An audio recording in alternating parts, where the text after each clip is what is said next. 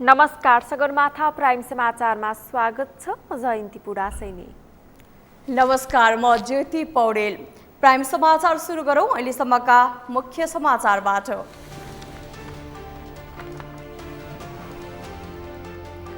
बलात्कार आरोपी सिद्ध बाबालाई भेट्न मन्त्री तथा उच्च पदस्थ व्यक्तिहरू गएको भन्दै एमाले सांसदको विरोध। साधारण तारिखमा छाड्ने न्यायाधीशमाथि प्रश्न उठ्यो। एसपीपी अघि नबढाउने लिखित जानकारी अमेरिकालाई पठाइसकेको परराष्ट्र मन्त्रीको स्पष्टोक्ति। सम्झौता पास गराउन अमेरिकी दबाव नभएको मन्त्री श्रेष्ठको भनाई। भान्टाबारी बचत तथा ऋण सहकारी संस्थाका सञ्चालक रकम लिएर भागेपछि बचतकर्ता बिचल्लीमा। 4 वर्ष बित्दा समेत न्याय नपाएको बचतकर्ताको गुनासो। रुसी कब्जामा रहेको खेर्सन क्षेत्र जोड्ने पुलमा युक्रेनको रकेट आक्रमण। रुसी सेनाको बन्दोबस्तीमा समस्या पर्ने युक्रेनको दाबी। र नेपाली क्रिकेट टिमका कप्तान सन्दीप लामिछाने जमैका तलाबाजबाट द 60 क्रिकेट प्रतियोगिता खेल्ने। खेल अगस्त 24 देखि 28 सम्म हुने।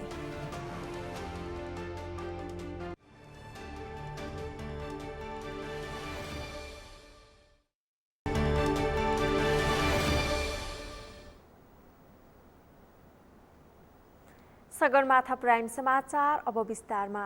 नेकपा एमालेकी सांसद डाक्टर शिवमाया तुम्बा हम्फेले बलात्कार आरोपी सिद्ध बाबा भनिने कृष्ण बहादुर गिरीलाई महायज्ञमा पुगेर सरकारका मन्त्रीहरूले भेटेको भन्दै आपत्ति जनाउनु भएको छ।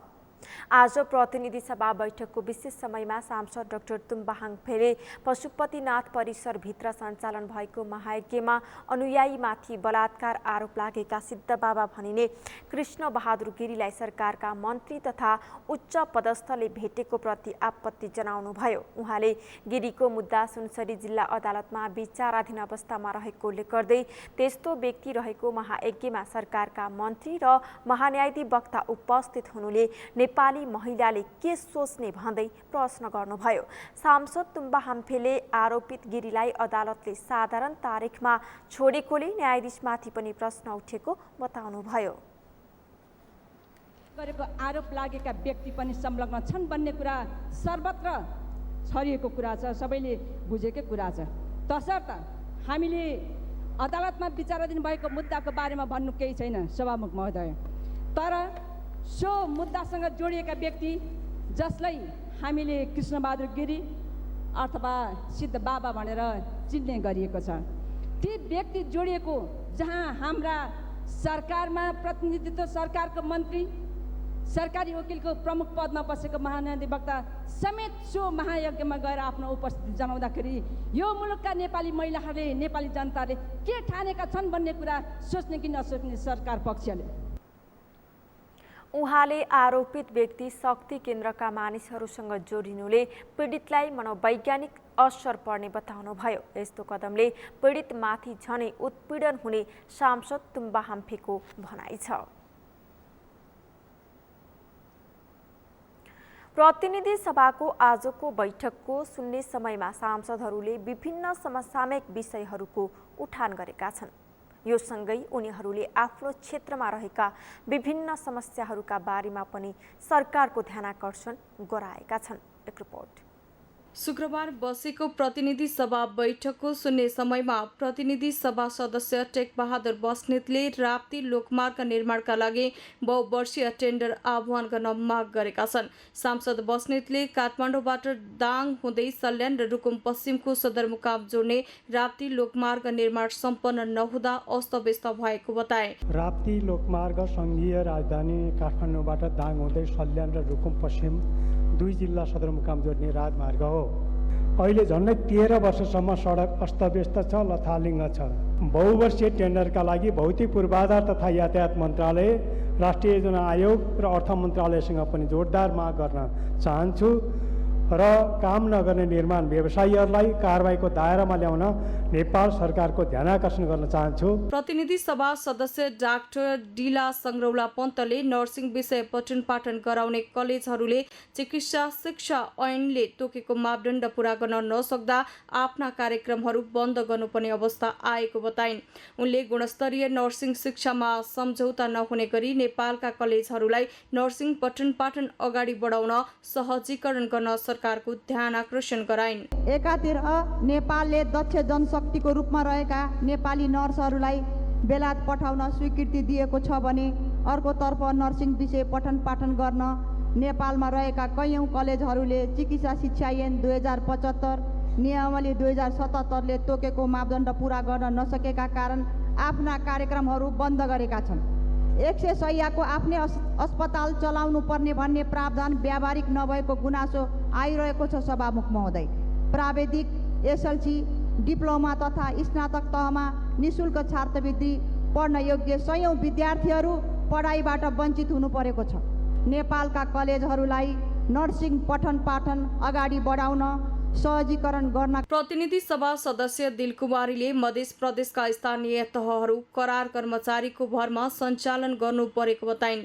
उनले मध्य प्रदेशमा कर्मचारी भर्नाका लागि लोकसेवा आयोगको विज्ञापन खुलाउन र परीक्षा भइसकेकाहरूको नतिजा ढिला सुस्ती नगरी प्रकाशन गर्न माग गरिन्। मध्य प्रदेशमा प्राय सबै जस्तो स्थानीय तहमा करारमै भर्ती गरिएका कर्मचारीहरू छ। यो वर्ष मध्य प्रदेशमा लोकसेवा मार्फत सम्पूर्ण स्थानीय तहहरूका लागि विज्ञापन गरी योग्यता, दक्षता, क्षमता, शिक्षित युवा युवतीहरूलाई खुला तथा समावेशी प्रतियोगिता मार्फत पदपूर्ति गर्न मध्य प्रदेश लोकसेवा आयोगलाई सामान्य सभामुख मार्फत ध्यान आकर्षण गराउन चाहन्छु। साथै कुनै किसिमको ढिला सुक्ति नगरी लोकसेवा आयोगको वार्षिक कार्यतालका अनुरूप नै सबै तहको विज्ञापन, लिखित परीक्षा नतिजा प्रकाशन समेत गराउन विशेष ध्यान आकर्षण गराउन चाहन्छु। प्रतिनिधि सभा सदस्य दुर्गबहादुर राउतले शिक्षा क्षेत्रमा विभेदीकरण र व्यापारीकरण भएको बताए। उनले शिक्षा क्षेत्रका विकृतिहरू अन्त्य गर्न समय सापेक्ष शिक्षा ऐन ल्याउन सरकारको ध्यान आकर्षण गराए। शिक्षक पेसामा रहेका नेपालका शिक्षकहरूको अपमान भइरहेको छ। अहिले पनि यो अवस्थामा पनि त्यो भइरहेको छ। शिक्षा क्षेत्रमा विभेदीकरण, व्यापारीकरण छ। यसको अन्त गर्न शिक्षाका ऐन नियमावली सबै अहिलेको सापेक्षतामा परिवर्तन गर्न जरुरी छ। यो ढिलाइ भइरहेको छ। प्रतिनिधि सभा सदस्य नरबहादुर धामीले शुक्लाफाटा वन्यजन्तु आरक्षणको व्यवस्थापनका निम्ति हालसम्म 31वटा कार्यदल बनाएको भए पनि समस्या समाधान हुन नसकेको बताए। सरकारले अघिल्लो कार्यदलको प्रतिवेदन कार्यान्वयन गर्नुको सट्टा नयाँ कार्यदल बनाएर जनतालाई दुःख दिने काम मात्रै गरेको आरोप लगाए। 48 वर्षमा शुक्लाफाटा वन्यजन्तु आरक्षणको व्यवस्थापनका निम्ति नेपाल सरकारले 31वटा आयोग अथवा कार्यदल गठन गरिसकेको छ। तर पनि अहिलेसम्म त्यहाँको समस्या समाधान भएको छैन। हालै 31औं कार्यदल गठन गरेर चाहिँ गाउँमा पठाएको कुरा आएको छ। त्यो 31औं कार्यदलले 30औं कार्यदलका सुरेन्द्र बमले जुन खालको चाहिँ प्रतिवेदन नेपाल सरकारलाई प्रस्तुत गरेको थियो। प्रतिनिधि सभा सदस्य निरुदेवी पालले बलात्कारपछि हत्या गरिएकी कञ्चनपुरकी निर्मला पन्तको हत्यारालाई सरकारले हालसम्म पत्ता लगाउन नसकेको भन्दै आलोचना गरिन्। उनले हत्यारा पत्ता लगाई कारबाही गर्न सरकारसँग माग गरिन्। अहिले संघीयता विरोधी आवाज छिटपुट रूपमै भए पनि सुन्न पाइएको छ। जनस्तरमा मात्रै सुन्न पाइएको यस्तो आवाज संसदमा पनि गुन्जिन थालेको छ। प्रमुख प्रतिपक्षी दलका सांसदहरूले नै संघीयता विरोधी आवाज बोलेको आरोप पनि लागेको छ। यस्तो आवाजलाई रोक्नुपर्ने सांसदहरूले माग गरेका छन्। एक रिपोर्ट। शुक्रबारको प्रतिनिधि सभा बैठकमा विशेष समयमा जनता समाजवादी पार्टी नेपालका सांसद प्रमोद शाहले प्रतिनिधि सभा बैठकमा विभिन्न पार्टीका नेताहरूले गणतन्त्र र संघीयताको विरुद्धमा बोल्ने गरेको भन्दै खेद प्रकट गरे। आन्दोलनको बलमा आएको संघीयतालाई कसैले हटाउन नसक्ने उनको तर्क थियो। प्रतिपक्षी दल नेकपा एमालेका नेताहरूले संघीयता विरोधी आवाज बोल्ने गरेको भन्दै त्यस्तो अभिव्यक्तिलाई रोक्न सभामुखले रुलिङ गर्नुपर्ने माग सांसद शाहले माग गरे। विगत केही दिनदेखि संघीय लोकतान्त्रिक गणतन्त्रात्मक यो देशमा यही सदनमा केही मान्यहरूले संघीयता विरोधी आवाज उठाइरहेको अवस्था हामीले हेरिरहेका छौँ। ती हाम्रा मित्रहरूलाई मैले भन्न चाहेको छु, आज जति पनि हामी अधिकार प्राप्तिका लागि जुन लडाई लडेर जुन यो सङ्घीयता आएको छ, यो सङ्घीयता त्यतिकै आएको होइन। यो देशमा उत्पीडनमा रहेका जनताहरूको त्याग, बलिदान, खुन र पसिनाबाट आएको यो सङ्घीयतालाई कसैले यदि त्यतिकै बोलेर हटाउन यदि सोच गर्नुभएको छ भने यो दिवा स्वप्न हो। नेकपा एमालेका सांसद लालबाबु पण्डितले प्रशासनिक रूपमा सङ्घीयता कार्यान्वयन गर्न नसकेमा सङ्घीयतामाथि प्रश्न उठ्ने बताए। उनले सरकारले सङ्घीय निजामती कर्मचारी सम्बन्धी विधेयक सरकारले नल्याएको प्रति असन्तुष्ट व्यक्त गरे। उनले सरकार सङ्घीयताका पक्षमा रहेको भए चाँडै विधेयक ल्याउन माग गरे। राजनीतिक रूपमा तीनै तह क्रियाशील छ। प्रशासनिक सङ्घीयता आवश्यक पर्छ कि पर्दैन? नेपालको यदि प्रशासनिक रूपमा सङ्घीयता हामीले व्यवस्थापन गरेनौँ भने नेपालमा सङ्घीयतामाथि फेरि प्रश्न उठ्ने गर्छ। नेकपा माओवादी केन्द्रका सांसद गजेन्द्र बहादुर महतले एमालेको अर्थ तथा योजना विभागमा उल्लेखित नाम एम अधिकारी आफूले भेट्टाएको दावी गरे। उनले एम अधिकारी पैसामा अधिकार भएको मान्छे भएको र सो मान्छे नेपाल राष्ट्र बैङ्कको गभर्नर रहेको दावी गरे। उनले नेपाल राष्ट्र बैङ्कको गभर्नरलाई कारवाही गर्न पनि माग गरे। गभर्नरलाई पैसाको अधिकार भएको मान्छे अथवा एम अधिकारी बन्दो रहेछ। त्यसो भए महोदय, मैले लामो अब समिति त बनेन, तर म आफै एक्लै म त्यो थरको मान्छे पनि होइन, तर पनि मैले एम अधिकारी भन्ने मान्छे मैले खोजेर सभामुख समक्ष मैले बुझाएको छु। त्यो मन्दी अधिकारी, ढुकुटीको अधिकारको मान्छे गभर्नर मैले हजुरको सामान्य सभामुख बुझाएको छु। नेकपा एकीकृत समाजवादीकी सांसद समिना हुसेनले मधेसका किसानले खेती गर्न नपाएर ऋण लागेको उल्लेख गर्दै कृषि विकास बैङ्कबाट किसानले लिएको ऋण तथा ब्याज मिनाहा गरिदिन सरकारसँग आग्रह गरिन्। ब्याज तिर्न नसकेर उहाँहरू धेरै मर्ममा पर्नु भएको छ। यो चाहिँ उहाँहरूको आवाज हो, मैले बोलिरहेको मेरो आवाज होइन, उहाँहरूको आवाज हो। उहाँहरूको भनाइ यही छ कि त सरकारले चाहिँ किता काटेर बेच्ने व्यवस्था गरिदियोस्, किता काटेर मैले बेचेर मेरो ऋण तिर्न पाऊँ, मेरो छोराछोरीलाई उच्च शिक्षा दिन पाऊँ, मेरो छोराछोरीको राम्रोसँग बिहेबारी गर्न पनि पाऊँ। सांसद हुसेनले तराई मधेसमा महिला हिंसाको घटना बढिरहेको भए पनि प्रहरी प्रशासनले चासो नदेखाएको आरोप लगाइन्। नेकपा एमालेका उपाध्यक्ष युवराज गेवालीले गठबन्धन सरकारका कारण संघीयतामाथि प्रश्न उठिरहेको बताउनु भएको छ। कैलालीको धनगढीमा प्रेस चौतारी नेपालले आयोजना गरेको पत्रकार सम्मेलनमा उपाध्यक्ष गेवालीले प्रदेश सरकारहरूले गरेको बेतिथिका कारण संघीयतामाथि प्रश्न उठिरहेको बताउनु भएको हो। एमालेले प्रदेश सरकारहरूको नेतृत्व गरेका बेला राम्रै काम भएकाले प्रश्न नउठेको बताउँदै गेवालीले वर्तमान गठबन्धनबाट बनेका प्रदेश सरकार जनमुखी काम गर्न नसक्दा प्रश्न उठेको दावी गर्नुभयो। गठबन्धन सरकार मन्त्री थप्ने, फेरबदल गर्ने जस्ता निजी स्वार्थमा केन्द्रित भएकाले जनतामा आक्रोश पैदा भएको उपाध्यक्ष गेवालीले बताउनुभयो। संघीयता आफैमा गलत नभए पनि शासन गर्नेहरूले गलत गर्दा प्रश्न उठेको उहाँको भनाइ छ। उपाध्यक्ष गेवालीले संघीयता खारेजी नभई सबल नेतृत्व चुन्नुपर्नेमा जोड दिनुभयो। दिल्लीका संविधान सभामा धेरै छलफल धेरै बहस हुन्छ र हुने बारेमा म व्यक्तिगत रूपले मलाई भन्नुहुन्छ भने पनि मैले पनि यो ठिक छ कि छैन नेपालमा भन्ने बारेमा दर्जनौँ किताब मैले कलेक्सन गरेँ, मेरो लाइब्रेरीमा छ।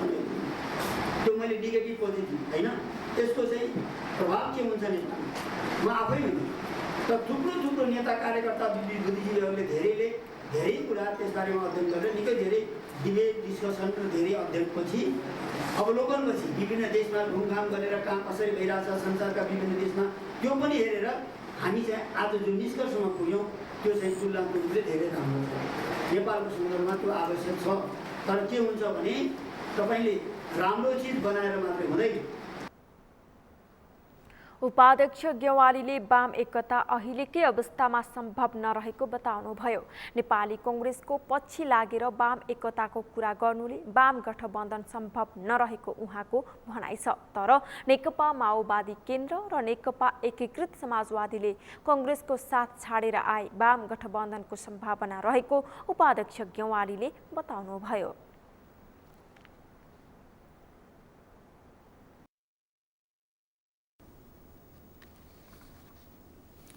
पूर्व अर्थमन्त्री जनार्दन शर्मामाथि छानबिन गर्न गठित संसदीय छानबिन विशेष समितिको प्रतिवेदन प्रतिनिधि सभामा पेश भएको छ।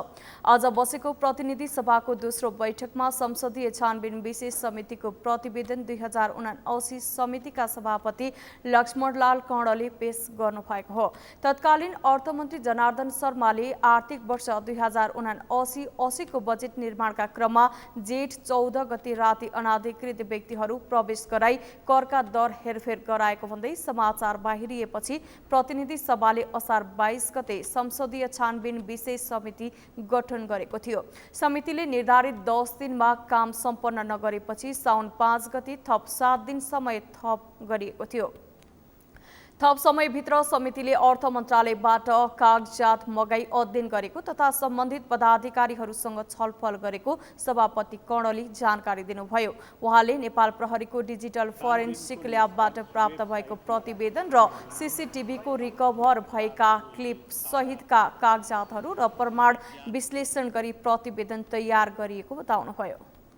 129 पेजको प्रतिवेदन मैले भन्ने र तपाईले सुन्ने, त्यसपछि फरक मतहरू पनि छ। त्यसमा तपाईहरुलाई समय छ, मलाई समय छ। वेबसाइट एकचोटि जस्तो अहिले एमालेको हामीले कुरा सुन्दाखेरि चाहिँ छानबिन चाहिँ निष्पक्ष ढङ्गले भएन भन्ने आरोप लाउनु भएको छ नि। होइन, त्यो त के आरोप लाग्छ, त्यसैको लागि त बने आउँछ नीति। छानबिन समितिमा खगराज अधिकारी, देवप्रसाद गुरुङ, पुष्पा भूषाल गौतम, प्रदीप कुमार गेवाली, भानुभक्त ढकाल, विमला विक, लक्ष्मणलाल कर्ण, शक्तिबहादुर बस्नेत, सरला कुमारी यादव, सीताराम महतो, सुरेन्द्र प्रसाद यादव रहनु भएको थियो। पुष्पा भूषाल गौतम उपसभामुख निर्वाचित भएपछि पनि सो ठाउँमा मानबहादुर विश्वकर्मालाई राखिएको थियो। समिति सभापति कर्णले समितिको 23वटा बैठक बसेको बताउनुभयो। प्रतिनिधि सभाको अर्को बैठक साउन 17 गते मंगलबार दिनको 1 बजे बस्ने गरी बोलाइएको छ।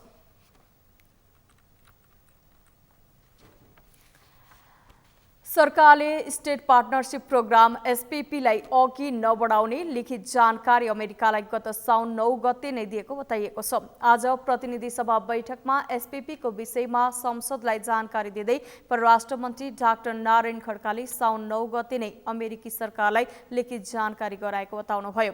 उहाँले कूटनीतिक माध्यमबाट नेपालले एसपीपीलाई अघि नबढाउने निर्णय गरेको लिखित जानकारी अमेरिकी सरकार समक्ष पठाएको बताउनुभयो। परराष्ट्र मन्त्री खड्काले 2079 असार 6 को मन्त्री परिषद बैठकले एसपीपी अघि नबढाउने निर्णय गरे तापनि आन्तरिक परामर्श आवश्यक भएकाले केही समय लागेको स्पष्ट पार्नुभयो। उहाँले नेपालको सर्वोच्च निकाय मन्त्री परिषदले गरेको निर्णयका विषयमा सांसदहरूले शंका व्यक्त गर्नु अस्वाभाविक भएको टिप्पणी गर्नुभयो।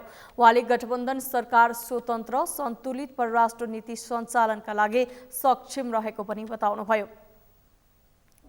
2022 का दिन कूटनैतिक माध्यमबाट नेपालले एसपीपी स्टेट पार्टनरशिप प्रोग्रामलाई अघि नबढाउने निर्णय गरेको लिखित जानकारी अमेरिकी सरकार समक्ष पठाइएको जानकारी गराउन चाहन्छु।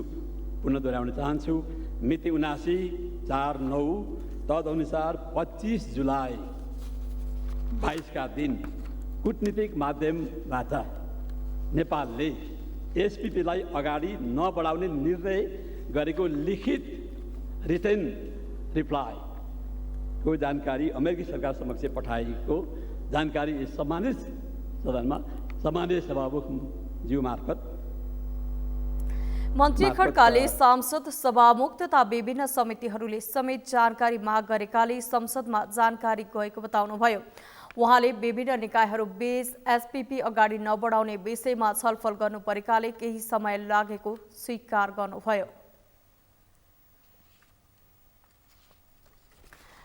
सङ्घीय मामिला तथा सामान्य प्रशासन मन्त्री राजेन्द्र प्रसाद श्रेष्ठले एसपीपी पास गराउन अमेरिकालाई नेपाललाई कुनै दबाव नदिएको बताउनु भएको छ।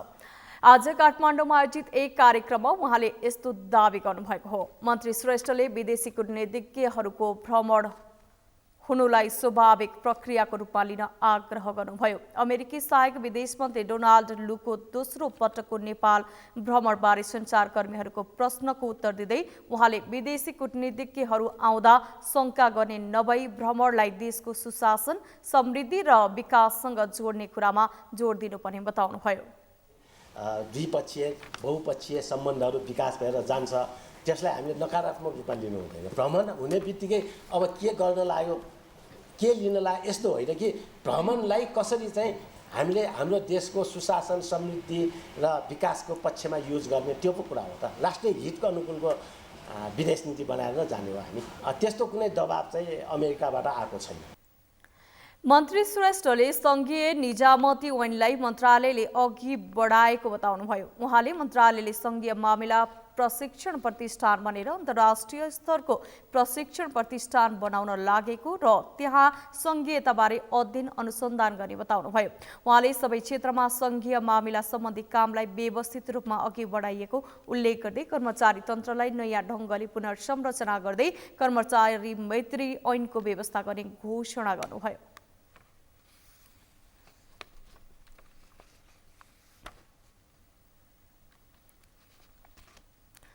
नेपालबाट विदेश निर्यात हुने सुपारीको डीएनए परीक्षण गर्नुपर्ने भएको छ। विदेशबाट अवैध रूपमा नेपाल भित्रिएको सुपारी पुनः विदेश पठाउने काम भएको आशंका बढ्दा राष्ट्रिय सभा अन्तर्गतको दिगो विकास तथा सुशासन समितिको बैठकले सुपारीको डीएनए परीक्षण गर्ने निर्देशन दिएको छ। एक रिपोर्ट।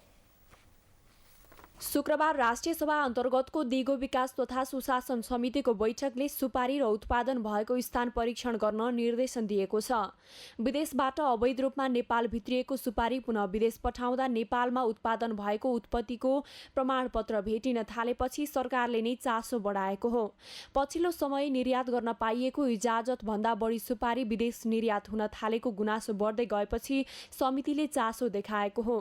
समितिले शुक्रबारको बैठकमा छलफलपछि सुपारीको डीएनए परीक्षण गरेर मात्र आयात निर्यात गर्न निर्देशन दिएको छ।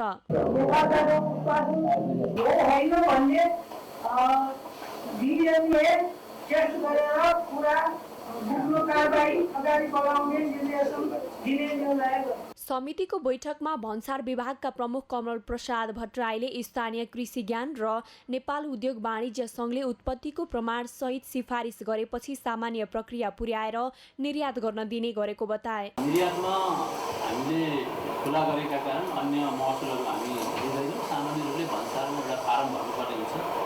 113 रुपियाँको त्यही फारम भरेर निर्यात गर्ने अवस्था हुन्छ। अन्य प्रमाणपत्रहरूमा हामीले भनिहालेँ कृषि ज्ञान केन्द्र र सम्बन्धित उद्योग वाणिज्य सङ्घले सिफारिस गरिदिइसकेपछि भन्सार कार्यालय निर्यात गर्ने गर्छ। केही दिन अघि विराटनगर भन्सारबाट भारततर्फ निकासी भइरहेको सुपारी बोकेको ट्रकलाई नेपाल प्रहरीले रोकेर फिर्ता ल्याई अनुसन्धान गरिरहेको छ।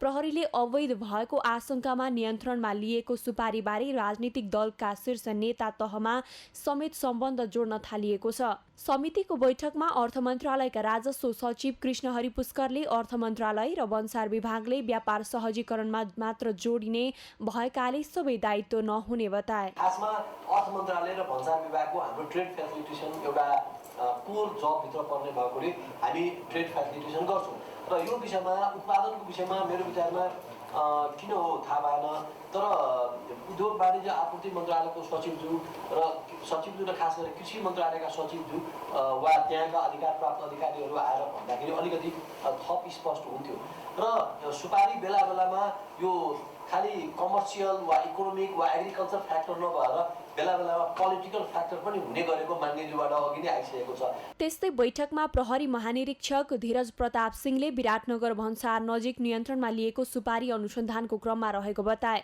पक्राउ परेको सुपारी बोकेको ट्रकमा भारतीय भन्सारको सिल लागेको उनले बताए। उनले यसरी नेपालबाट भारततर्फ लैजाने मालवाहक गाडीमा नेपालको भन्सारको सिल लाग्नुपर्नेमा भारत भन्सारको सिल पाइएकाले शङ्का उब्जाइएको र अनुसन्धानको विषय बनेको बताए। नेपालमा उत्पादित हो कि बाहिरबाट ल्याइएको हामीले सूचना त्यहाँबाट स्याम्पल कलेक्सन गरेर हामीले राष्ट्र अनुसन्धान पठाउँछौँ र त्यसलाई चाहिँ टेस्ट गरेर के हो थाहा त सामुन्ने ल्याइदिनुहोस् भन्ने प्रहरीको अनुरोध छ। त्यसमा चाहिँ नेपालमै उत्पादित भएको भनेपछि अब कानुन बमोजिम रिलिज भइ नै हाल्छ। म मान्य अध्यक्ष सदस्यज्यूलाई जाहेर गर्छु, यदि त्यो बाह्य देशबाट उत्पादित ल्याएर यहाँबाट पठाउन लागेको भने कानुन बमोजिम त्यसलाई जे गर्नुपर्ने हो त्यही नै हुन्छ, कानुनमा त्यही नै छ। बैठकमा सांसदहरूले नेपालमा आयात र निर्यात हुने सुपारीको विषयमा गहन अध्ययन हुन आवश्यक रहेको बताएका छन्। सांसदहरूले सुपारीमा राजनीतिक र अन्य सम्बन्ध खोज्न आवश्यक रहेको पनि बताए। प्राइम समाचारमा अब पालो भएको छ विश्रामको। विश्रामपछि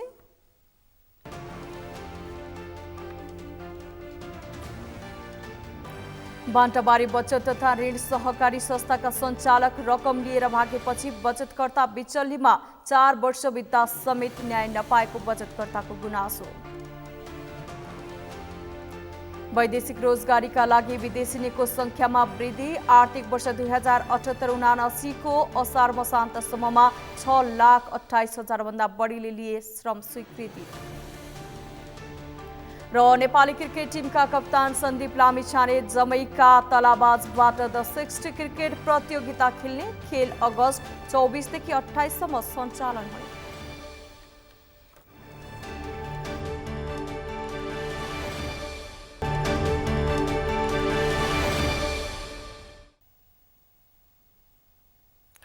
विश्रामपछि प्राइम समाचारमा स्वागत छ। अब बाँकी समाचार।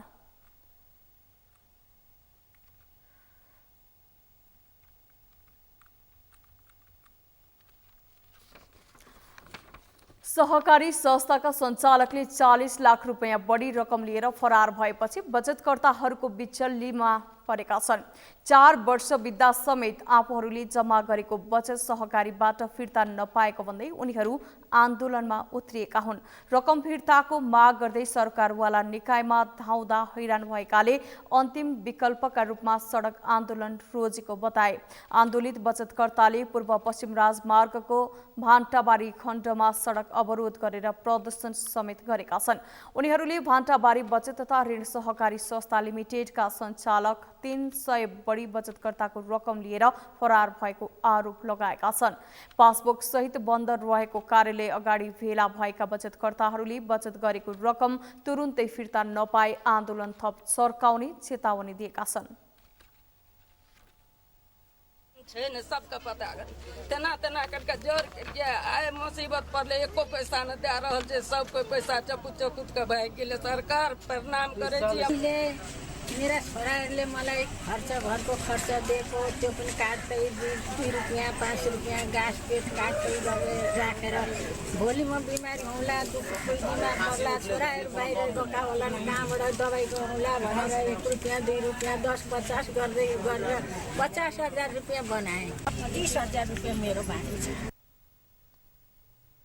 यता सहकारी संस्थाका एजेन्टका रूपमा रहेका बचत सङ्कलनकर्ता सूर्यनारायण साहुले आफूले स्थानीयबाट बचत सङ्कलन गरी रकम जम्मा गरे पनि सहकारी संस्थाले भुक्तानी दिन आनाकानी गर्दा समस्या निम्तिएको बताउनुभयो। आफू बारम्बार बचतकर्ताको निशानामा पर्दा समेत सहकारीका सञ्चालकले बेवास्ता गरेको उहाँको भनाइ छ। साहुले अहिले आएर सञ्चालकले उल्टै आफूमाथि रकम नै जम्मा नगरेको भनी आरोप लगाउन थालेको बताउनुभयो।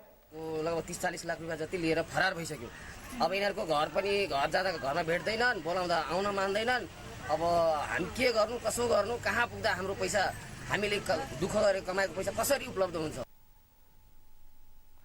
यता सहकारी संस्थाका सञ्चालक समूहले भने बचतकर्ताबाट सङ्कलित रकम लगानी गरेको हुँदा रकम उठ्न ढिला भएकाले भुक्तानी दिन समस्या परेको बताएको छ।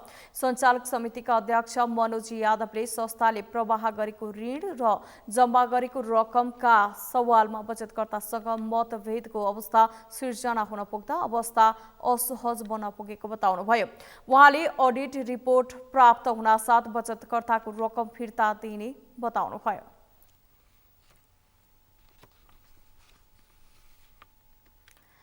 बाँके कोहलपुरका 21 वर्षीय सर्जन विकको हत्या अभियोगमा पक्राउ परेका 6 जनालाई प्रहरीले सार्वजनिक गरेको छ। ठूलो रकमको बिमा गरेर युवकको योजनाबद्ध रूपमा हत्या गरी भुक्तानी समेत लिइसकेका 6 जना दोषीहरूलाई प्रहरीले सार्वजनिक गरेको हो। एक रिपोर्ट।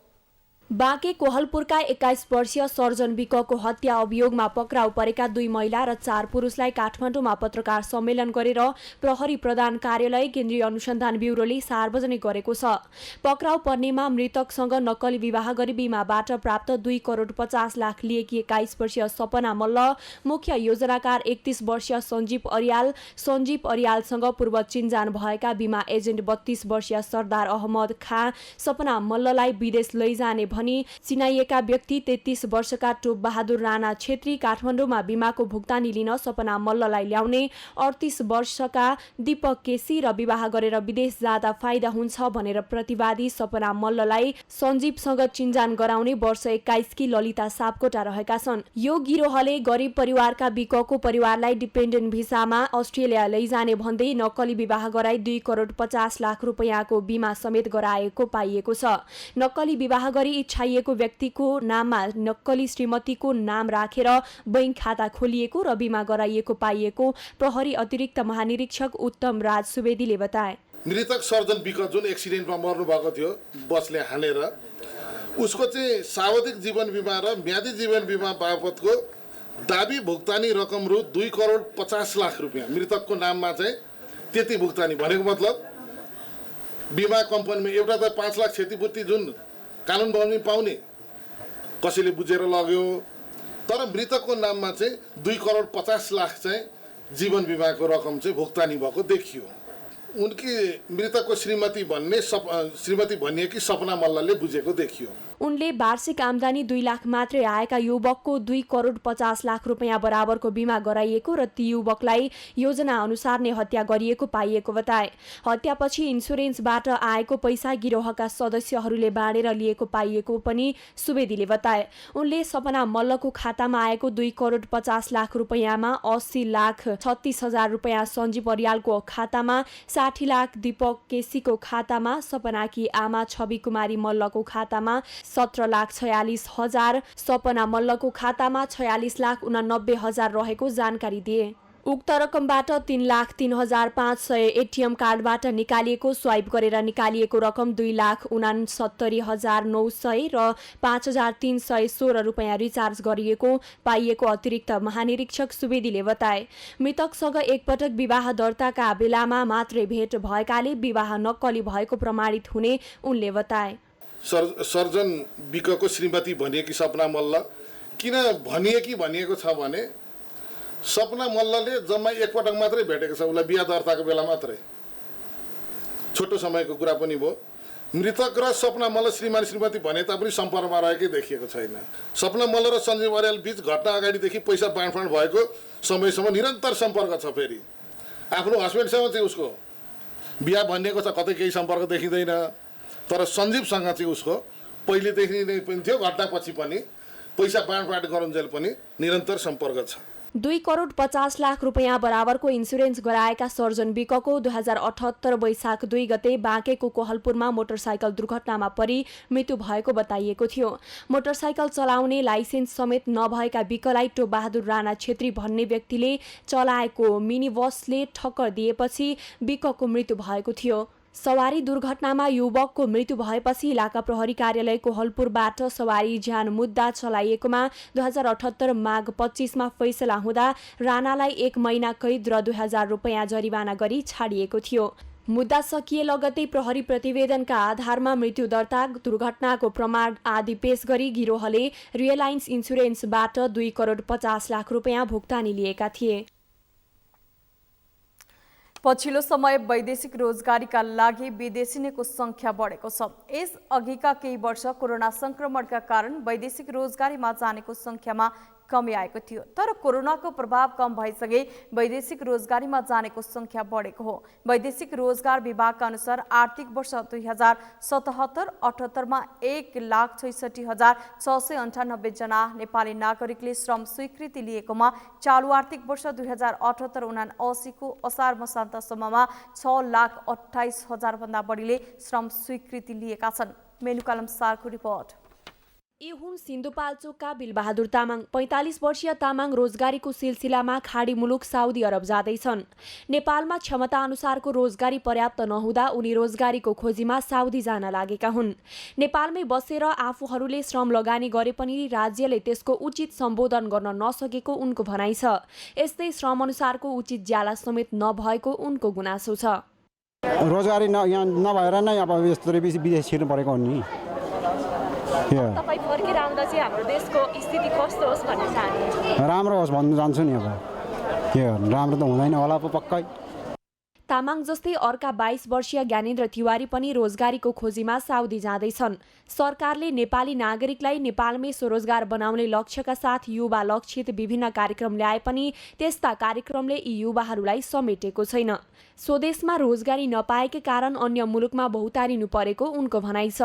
स्वदेशमा लगानी गरी व्यवसाय सञ्चालन गरे पनि सरकारी सहयोग नमिल्दा आफूहरूले त्यसको विकल्प खोज्नु परेको उनले बताए। नेपालको अब यस्तै अब यो अब कहिले पनि लाग्दैन। अब नेपालको अब यो महँगी त्यस्तै, तेल बढा त्यस्तै होइन। यो घट्ने हेर्ने कहिले छैन, अब बढ्ने मात्र हो। अब यहाँ अब काम गरेर अब तलब पनि छैन। अब यहाँ अब जस गाह्रो अलिकति गाह्रै छ नेपालमा। तपाईँ फर्केर आउँदा चाहिँ हाम्रो नेपालको स्थिति कस्तो होस् भन्ने आशा? हजुर अब राम्रै होस्, जे होस्। अब फर्केर आएपछि फेरि विदेश जानु नपरोस्, त्यही हो। नेपालको अवस्था हेर्दा त एकदम कमजोरै छ। यदि सरकारले केही राम्रो गर्ने हो भने नेपालमै मान्छेहरूले जतिसुकै दुःख भए पनि यही काम गर्थे। तर नेपालको अवस्था हेर्दा चाहिँ मलाई पनि धेरै दुःख लाग्छ। यसरी रोजगारीको विकल्प खोज्दै नेपाली युवाहरू दिनानुदिन वैदेशिक यात्रामा निस्किएका छन्। वैदेशिक रोजगार विभागका अनुसार आर्थिक वर्ष 2075-76 मा वैदेशिक रोजगारीका लागि श्रम स्वीकृति लिनेको संख्या 5,08,828 रहेकोमा आर्थिक वर्ष 2076-77 मा घटेर 3,68,433 रहेको थियो। यस्तै आर्थिक वर्ष 2077-78 मा 1,66,698 जनाले श्रम स्वीकृति लिएका छन्। सङ्ख्या निरन्तर रूपमा ओह्रालो लागिरहेको थियो। त्यो 74 पछि चाहिँ लगातार ओह्रालो लागेको थियो र अब त्यसको चाहिँ क्लाइमेक्सको रूपमा चाहिँ गत वर्ष जम्मा जम्मी 1,66,000ले चाहिँ श्रम स्वीकृति लिएको देखिन्छ। अब अहिले आएर यो आर्थिक वर्षमा चाहिँ असार मसान्तसम्म 6,28,000 भन्दा बढीले चाहिँ श्रम स्वीकृति लिएको देखिन्छ। जसले गर्दाखेरि उल्लेख्य सङ्ख्यामा चाहिँ हाम्रो चाहिँ श्रम स्वीकृति लिनेको सङ्ख्या बढेको छ। यो कारण चाहिँ कोभिडको अहिले अलिकति मत्थर भएको कारण नै यो भएको भन्ने मलाई लागिरहेछ। यससँगै चालु आर्थिक वर्ष 2078-79 को असार मसान्तसम्ममा 6,28,000 भन्दा बढीले श्रम स्वीकृति लिएका छन्। विभागका अनुसार दैनिक 1,700 भन्दा बढीको संख्यामा श्रम स्वीकृति लिने गरेका छन्। तर नेपालमै विभिन्न उद्योग तथा कलकारखाना स्थापना गरी नेपाली श्रमिकहरूका लागि स्वरोजगार बनाउनेतर्फ पनि समयमै सरकारको ध्यान जान जरुरी छ। सगरमाथा टेलिभिजनका लागि क्यामेरामा केशव तिमल सिन्हाका साथमा मेनुका लम्साल, काठमाडौँ। काठमाडौँ उपत्यकाका अधिकांश सडकहरूको अवस्था नाजुक छ। वर्षायाममा पानी निकास गर्न बनाइएका ढल तथा खोलाहरू मासेर घर बनाउने प्रवृत्तिले पानी निकास हुन नपाउँदा उपत्यकाको सडक जलमग्न हुने गरेको सर्वसाधारणको बुझाइ छ। वर्षेनी उपत्यकाका विभिन्न स्थानका सडकहरूमा आउने बाढीले सवारी साधन आवत जावतमा समस्या तथा स्थानीय जनजीवन समेत प्रभावित बनेका छन्। सडकमा बग्ने बाढीकै कारण पैदल यात्रुहरूलाई यात्रामा असहज बनाएको छ। मेनुका लम्सालको रिपोर्ट।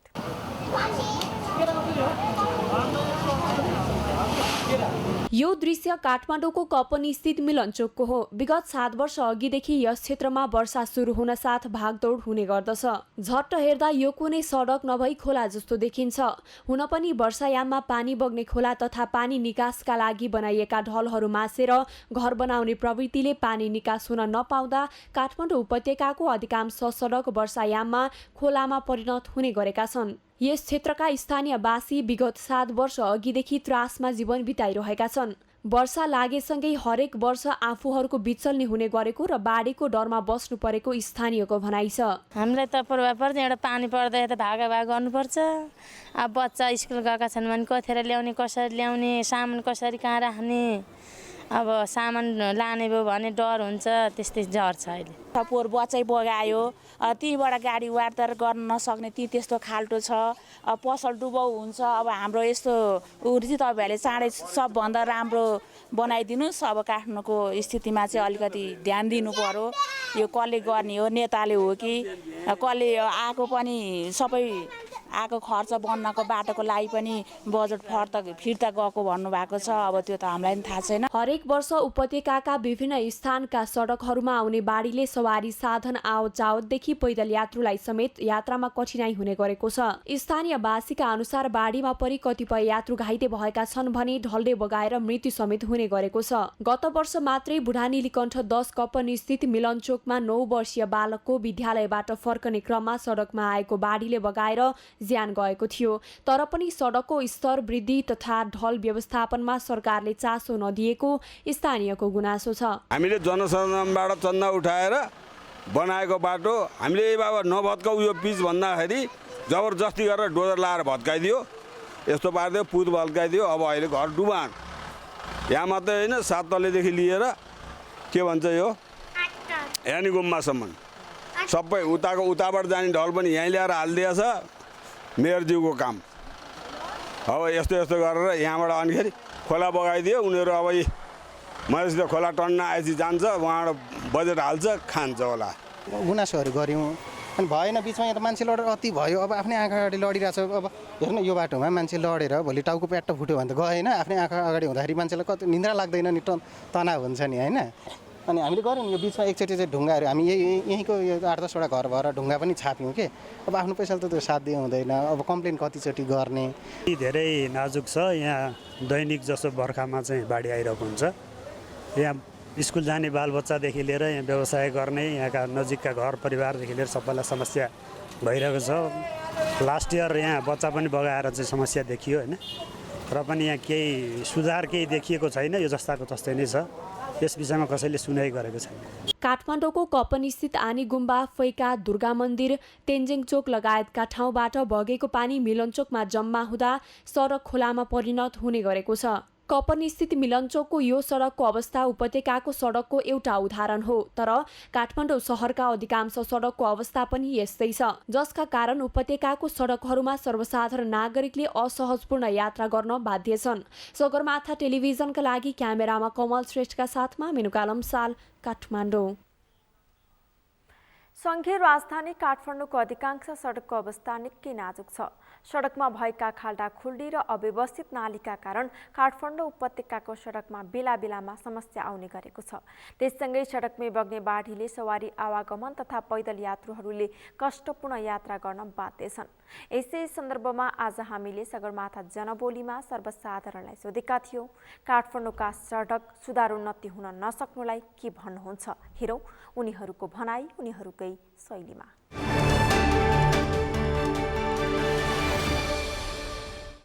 उन्नति नहुनुको चाहिँ हाम्रो सरकारको एउटा के भने कमी कमजोरी देखिन्छ र सबैका लागि बाटो, पानी र बिजुली र शिक्षा हुनुपर्ने अवस्थामा यी विविध कुराहरू मध्येमा एक यो पनि पर्छ र यसको सुधार हुनुपर्छ भन्ने कुरा हाम्रो यसमा पनि धेरै ठुलो जोडमार माग हुनसक्छ।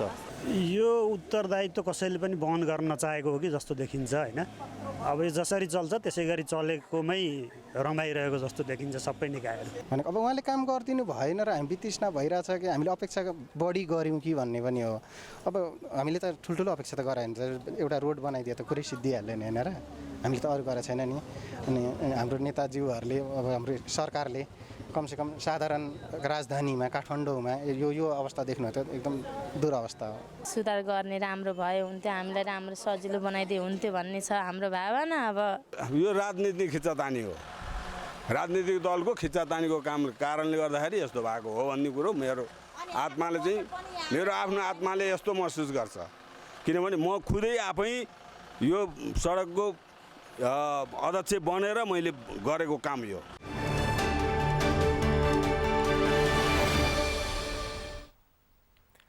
हुलास स्टिल इन्डस्ट्रीले भक्तपुर क्यान्सर अस्पताललाई 5,03,847 रुपैयाँ सहयोग गरेको छ। हुलास स्टिल इन्डस्ट्रिजका संस्थापक स्वर्गीय दिवाकर गोल्छाको जन्मतिथिको अवसर पारेर इन्डस्ट्रिजले आज अस्पताललाई सहयोग रकम हस्तान्तरण गरेको हो। यस्तै आरोहण गुरुकुल स्कुललाई 96,705 रुपैयाँ सहयोग प्रदान गरेको छ। इन्डस्ट्रीले हरेक वर्ष गोल्छाको सम्झनामा कार्यक्रम गरी विभिन्न निकायलाई सहयोग गर्दै आएको छ। सोही अवसरमा रक्तदान कार्यक्रमको समेत आयोजना गरिएको थियो। हुलास स्टिल नेपालमा पहिलो पटक गुणस्तरीय जस्ता पाता उत्पादन गर्ने कम्पनी हो। कम्पनीले निरन्तर जस्ता पाता उत्पादन गर्दै आएको छ।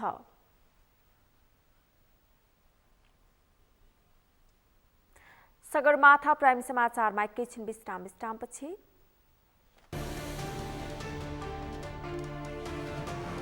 रुसी कब्जामा रहेको खेर्सन क्षेत्र जोड्ने पुलमा युक्रेनको रकेट आक्रमण। रुसी सेनालाई बन्दोबस्तीमा समस्या पर्ने युक्रेनको दाबी। र नेपाली क्रिकेट टिमका कप्तान सन्दीप लामिछाने जमैका तलाबासबाट द 60 क्रिकेट प्रतियोगिता खेल्ने। खेल अगस्त 24 देखि 28 सम्म सञ्चालन हुने।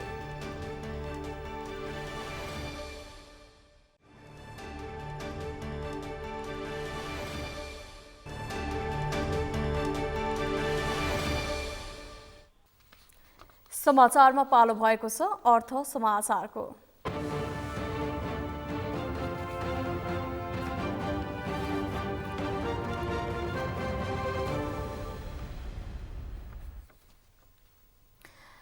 उद्योग वाणिज्य तथा आपूर्ति मन्त्री दिलेन्द्र प्रसाद बडुले नेपाल उद्योग वाणिज्य महासंघको भिजन पेपर 2030सँग सरकारले सम्झौता गर्ने बताउनु भएको छ। आज 28औं कार्गो दिवसका अवसरमा नेपाल फ्रेट फरवार्ड एसोसिएसन नेपालले काठमाडौँमा आयोजना गरेको कार्यक्रममा मन्त्री बडुले यस्तो बताउनु भएको हो। उहाँले उद्योग वाणिज्य महासंघले निकालेको भिजन पेपर 2030ले औंलाएका केही विषयहरूमा सरकारले आगामी हप्ता सम्झौता गर्ने तयारी रहेको बताउनुभयो। मन्त्री बडुले नेपालको लजिस्टिक नीति अन्तिम चरणमा पुगेको दावी गर्नुभयो। उहाँले सरकारले अन्तर्राष्ट्रिय व्यापार सहजीकरणको लागि नीतिगत क्षेत्रमा समेत निरन्तर काम गरिरहेको बताउनुभयो। 2030 ल्याएका केही विषयहरू मन्त्रालयले आगामी हप्ता एमओयू गर्ने तयारीमा रहेको छ। मल्टिमोडल ट्रान्सपोर्ट एक्टको समय सापेक्ष संशोधन तथा नियमावली यथाशीघ्र जारी गरिनेछ। यो मस्यौदा निर्माण गर्ने कार्यमा नेफाको सहयोग र सक्रियताको लागि म हार्दिक धन्यवाद पनि दिन चाहन्छु। नेपालले उठाउँदै आएका नीतिगत पूर्वाधार तथा प्रक्रियागत विषय सम्बोधन गर्न मन्त्रालयले आवश्यक समन्वय गर्नेछ। त्यस्तै कार्यक्रममा उद्योग सचिव अर्जुन प्रसाद पोखरेलले सरकारले छिट्टै लजिस्टिक नीति कार्यान्वयनमा ल्याउने चरणमा पुगेको बताउनुभयो। उहाँले मन्त्रालयले व्यापार सहजीकरणको लागि अन्य पूर्वाधार निर्माणको काम पनि गरिरहेको बताउनुभयो। सचिव पोखरेलले चालु आर्थिक वर्षमा उत्पादन बढाएर निर्यात गर्नको लागि सरकारले प्रधानमन्त्री नेपाली उत्पादन अभिवृद्धि र फार्म टु फ्याक्ट्री कार्यक्रम ल्याएकाले कार्गो व्यवसायहरूलाई प्रत्यक्ष फाइदा पुग्ने बताउनुभयो।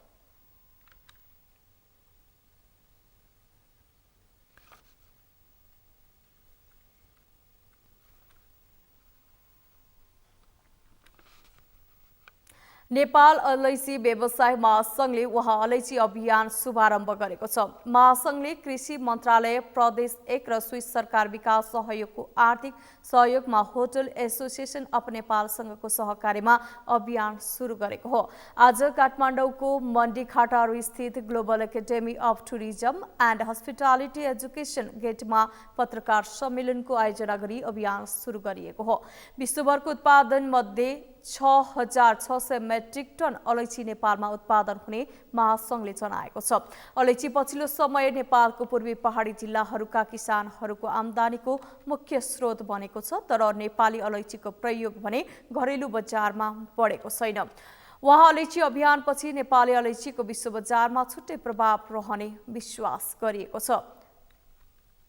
सन्तोष शाह उहाँ अलैची अभियानको ब्रान्ड एम्बेसेडर रहेको कार्यक्रममा जानकारी गराइएको थियो।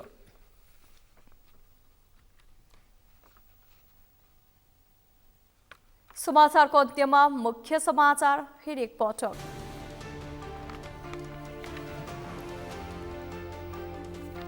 बलात्कार आरोपी सिद्ध बाबालाई भेट्न मन्त्री तथा उच्च पदस्थ व्यक्तिहरू गएको भन्दै एमाले सांसदको विरोध। साधारण तारिखमा छाड्ने न्यायाधीशमाथि प्रश्न उठ्यो।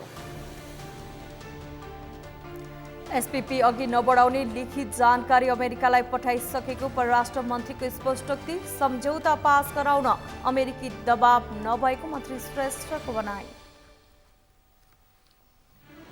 घण्टाबारी बचत तथा ऋण सहकारी संस्थाका सञ्चालक रकम लिएर भागेपछि बचतकर्ता बिचल्लीमा। 4 वर्ष बित्दा समेत न्याय नपाएको बचतकर्ताको गुनासो। रुसी कब्जामा रहेको खेर्सन क्षेत्र जोड्ने पुलमा युक्रेनको रकेट आक्रमण। रुसी सेनाको बन्दोबस्तीमा समस्या पनि युक्रेनको दाबी।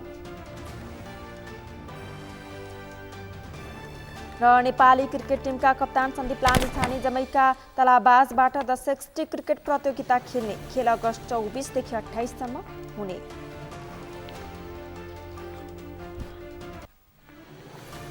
हौस् त सगरमाथा समाचार अहिलेलाई सकियो। तपाईँ समाचार बुलेटिनका साथै सगरमाथा टेलिभिजनका सम्पूर्ण कार्यक्रम www.sagarmatha.tv मा पनि पढ्न र हेर्न सक्नुहुनेछ। साथै युट्युबमा youtube.com/sagarmatha.tv नेपालमा हेर्न सक्नुहुनेछ। साथै तपाईँ हामीलाई फेसबुकमा पनि facebook.com/stv नेपालमा फलो गर्न सक्नुहुनेछ। समाचारको शिखर नेपालको गौरव नेपालको पहिलो न्युज च्यानल सगरमाथा टेलिभिजन हेर्दै गर्नुहोला। नमस्कार।